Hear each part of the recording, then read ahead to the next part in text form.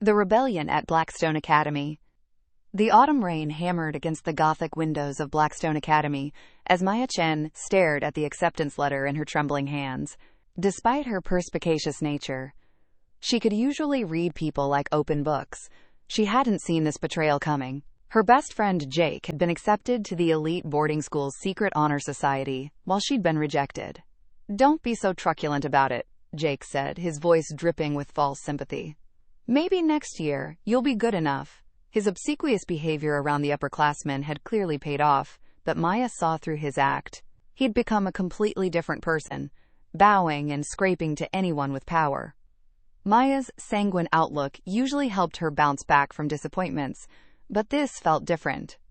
The rejection letter didn't just crush her hopes, it seemed designed to enervate her spirit entirely.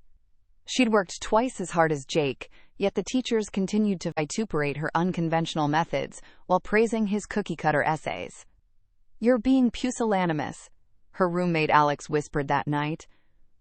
The old Maya would have fought back by now. "What happened to your proclivity for causing trouble when something was unfair?" Alex was right, but Maya felt drained. Even her normally garrulous younger brother had noticed her silence during their weekly video calls. Everything seemed designed to exacerbate her sense of powerlessness. But then Maya discovered something that changed everything. Late one night, while sneaking through the restricted section of the library, she found a hidden room behind the dusty philosophy texts. Inside were dozens of files containing the real admission criteria for the Honor Society.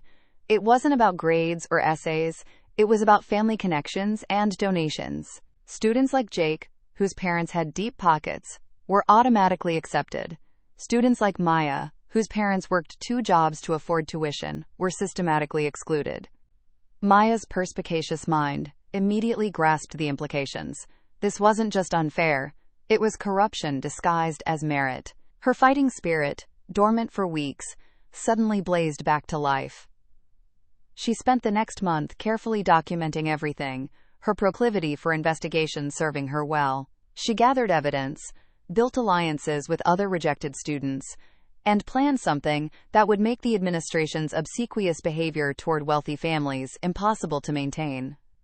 On the night of the Honor Society's induction ceremony, as Jake and his fellow inductees stood smugly on stage, Maya's rebellion began. She'd hacked into the school's presentation system, and suddenly, the real admission files were projected for everyone to see, parents, teachers, and students alike. The room erupted in chaos. Some faculty members tried to vituperate Maya's actions as a, quote, malicious prank, but the evidence was undeniable. Parents who'd been kept in the dark were no longer sanguine about their donations. The scandal didn't enervate the school's reputation.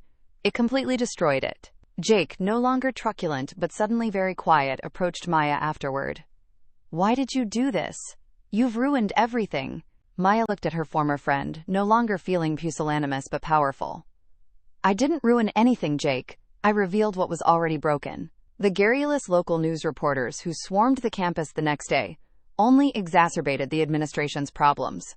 Within a week, the headmaster had resigned, the Honor Society was disbanded, and new policies ensured that merit, real merit, would determine recognition. Maya never did join an honor society, but she'd done something far more important. She'd learned that sometimes being perspicacious isn't enough.